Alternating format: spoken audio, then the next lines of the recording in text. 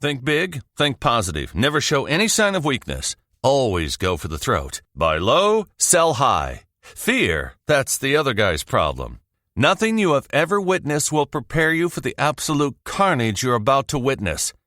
It's Thrive Loud with Lou Diamond. A third of the people love you, a third don't care about you, and a third hate you. So you concentrate on the third that love you and you go for it. I think the greatest Achilles heel for leaders is they don't give themselves time to think. So my journey is one of those, there are a lot of detours. There's a lot of going off on the side roads. Thrive Out listeners, you're in for a treat. We're here with Jamal Mashburn, Jesse Itzler, the John Maxwell, Jackie the Joke Man Martling, New York Rangers great Mike Richter, Lisa Lampanelli, Mary Carrillo. Oh, how nice. I'm actually going through the practice of being an entrepreneur. Pick yourself up, brush yourself off, and thrive loud. Get ready to thrive loud with Lou Diamond. I love it. Welcome, everyone, to another episode of Thrive Loud with Lou Diamond, connecting you to the most inspiring and amazing people that are thriving each and every day. I'm your host, Lou Diamond. Today on Thrive Loud, we have a man that has built a business no one thought was possible in the agency world. He is solving one of the biggest problems digital and creative agencies face: limited access to high-caliber engineers. As founder and CEO of Agency Labs, he and his team of full-stack engineers and technical project managers serve as the technical team for some of the world's most innovative organizations. The father of two also takes his Scotch neat, collects old stocks and bonds, and invests in cryptocurrency. Thrive Loud listeners will get a chance to learn a lot more about Jonathan Soares. Jonathan, how are you today? Lou, I'm great. Thanks for having me. This is a pretty interesting niche of your business that you have focused on, which, having worked in the agency world as well, I totally get the problem that they face. I want to hear the journey on how this all came to be. So if you could, share with the listeners a little bit about you and how Agency Labs kind of popped up on the map. Sure. I'll take it back to my last business. In college, I started a consumer products business, and I had this vision that natural and specialty foods would eventually become mainstream national brands. In 2.5 years, I was in about 10,000, 15,000 stores nationally, built it up, spearheaded through the recession. Everything that could have gone wrong went wrong, but I started the business because I saw a unique opportunity within the specialty category, and was persistent and passionate about building that. After 5 years, finally decided to transition out of that business. We had to do a huge national recall. I mean, it was kind of a crazy time during 08, 09, and took a year to figure out what I was going to do next. And a lot of my friends were in the technology space. I have a marketing background, and as I spoke to several colleagues in the agency world, rather than starting another agency, which seemed like it'd be kind of redundant because there's 30, 40,000 agencies in the United States, I said, well, is there a bigger problem here? So I started asking questions about technology and delivery and digital production, and every single agency, regardless from the large, Ogilvy's and WPPs of the world to the small emerging shops, everyone was telling me that, digital was this huge multi-billion-dollar industry. Everyone wanted to be digital. They saw how technology was kind of the future. They didn't necessarily know how, and they were reliant on kind of this ecosystem of offshore developers, one-off freelancers, contractors. And I looked at that and I was like, that's not really sustainable. So I decided to build out this model where we act as a engineering partner, senior engineering partner, to agencies on a project basis. So it frees up their cash flow. They don't have to worry about keeping their team busy, day in and day out. They, leverage us when they need us. And I can dive deeper into the model, but it's really turnkey for them. And we come to the table as specialists to really help them deliver on campaigns, digital initiatives of all shapes and sizes. Let's jump in a little bit because I know it's always difficult to bring outside groups in. Because they're basically using you as an outsourced service for their team, and totally get the cost model and how that works. Talk to me about what you and your team do to make sure that you integrate with these agencies so that you really have a sense to the end client that there really isn't a distinguishing difference there, that it's all part of one team, one dream. Sure. So that's taken years to evolve our model and our understanding of the agency world to really offer that feature or benefit. We know the agency world inside and out. We can either leverage our internal systems, we can leverage an agency partner's internal systems or workflows. We're super flexible. One thing I've noticed is that when an agency is in a point where they're really desperate to launch some kind of a website or app or software, it's a scramble. It's this whole like roller coaster that they're riding, trying to get the right vendor on board. So if we can instill a certain level of confidence and peace of mind with them, that makes that entire process more seamless from an onboarding perspective. And then once they've experienced that, I mean, from there, obviously you work out a few kinks along the way, but it's very turnkey because every agency doesn't want to lose a really good development vendor because most development vendors suck.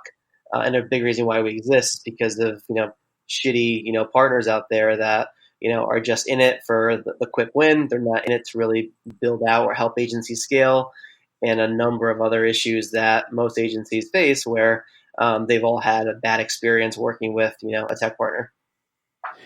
So let's talk about the industry itself. And I guess it's how many years right now has Agency Labs been around? So 7 years going on 8.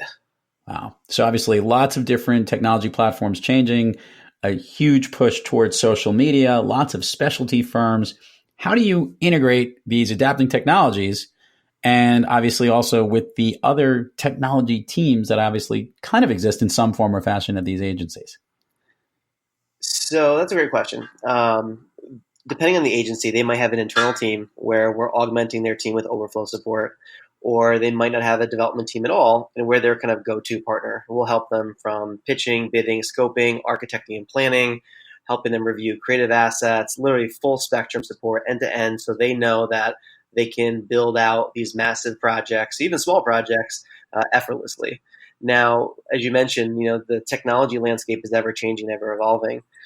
And every agency, has their sweet spot, or their clients have their sweet spot of a specific technical stack. So it's fundamentally impossible for an agency to have a development team to handle everything because you can't overly specialize because there's not enough work to go around.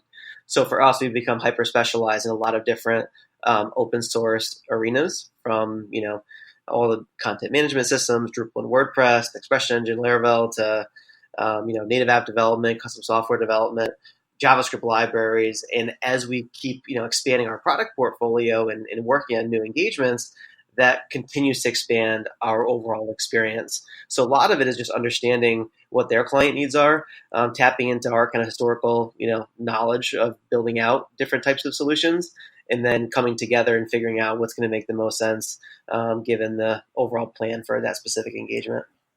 Jonathan, how large is Agency Labs? How many locations are you at? And how do you see growth for Agency Labs as the CEO?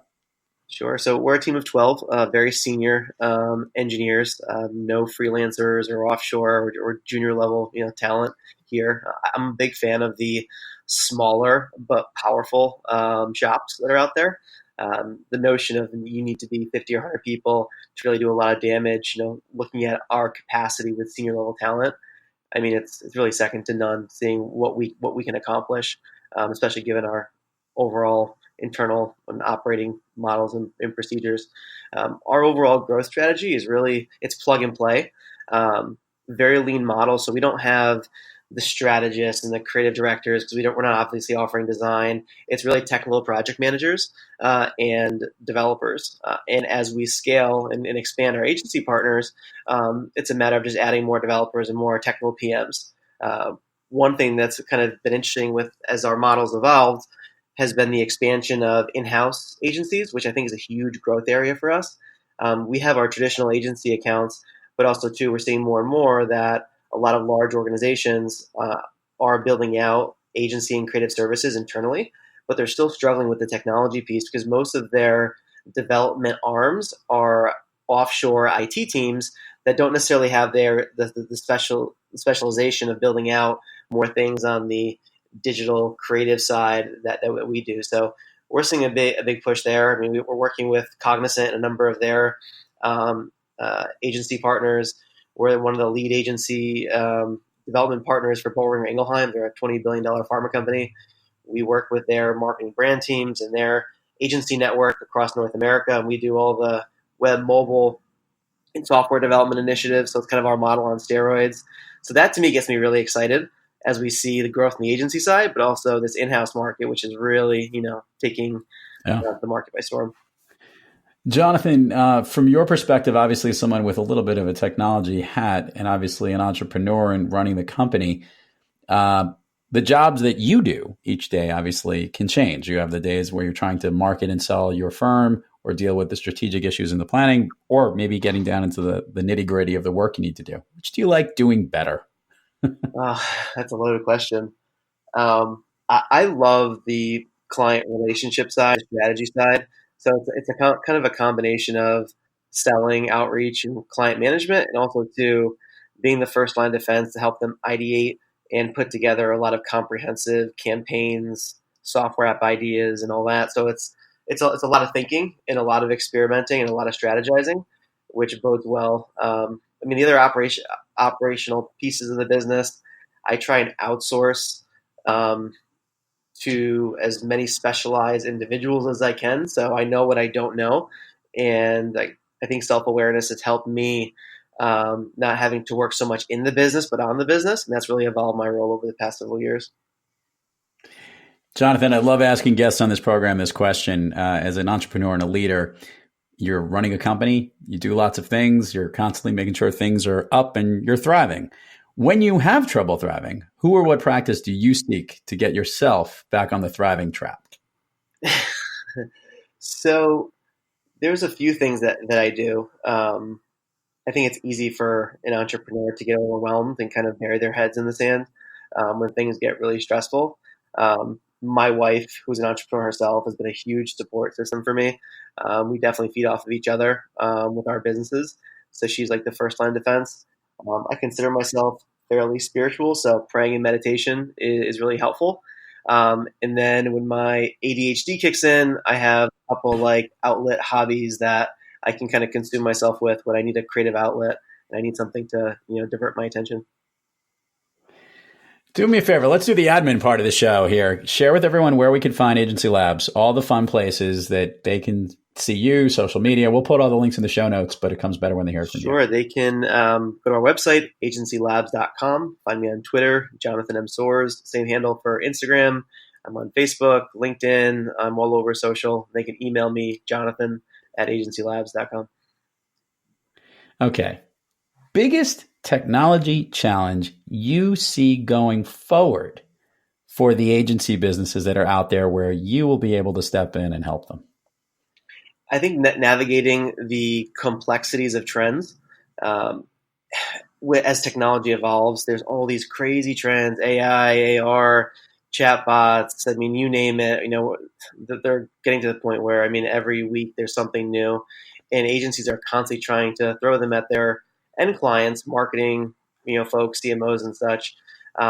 That's really difficult to navigate for a lot of agencies because they don't always know what is feasible and what's going to actually be most effective for their client.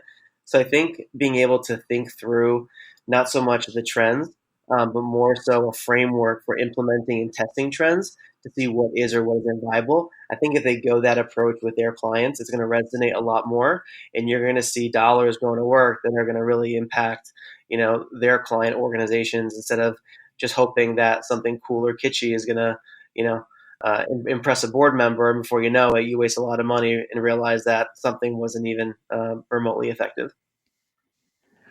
Jonathan, your all-time favorite movie? Goodfellas, hands down. Okay, now why specifically? I love that movie, but give us, what is your favorite scene, or how does that movie connect most with you? I'm a big fan of the old school mob movies. If trying to think it's that one movie with Sonny, Bronx Tale. That's kind of started it for me, and then from there it's kind of I got into the Godfather series, and then Goodfellas. I think all the scenes around Vegas and old school Vegas are what really resonates with me a lot. It brings back just kind of this nostalgic era of how things used to be, which I think is pretty cool. My friend, Jonathan Soares, thank you so much for coming on Thrive Loud. We did a quick one here, but you nailed it, got it, and we're going to get you back to work so you can help all these amazing agencies continue to thrive. Thank you. I appreciate your time. And to all our Thrive Loud listeners out there, thank you for joining us. Until next time, keep thriving onward and upward. And remember, be brief, be bright, be gone. As far back as I could remember, I always wanted to be a gangster. That's what the FBI could never understand. That what Paulie and the organization does is offer protection for people who can't go to the cops. That's it. That's all it is. They're like the police department for wise guys. You've been listening to Thrive Loud with your host, Lou Diamond. Make sure to subscribe on iTunes, Overcast, or wherever you get your podcasts. And follow us on Twitter, Facebook, and Instagram at Thrive Loud. Or find us on the web at thriveloud.com.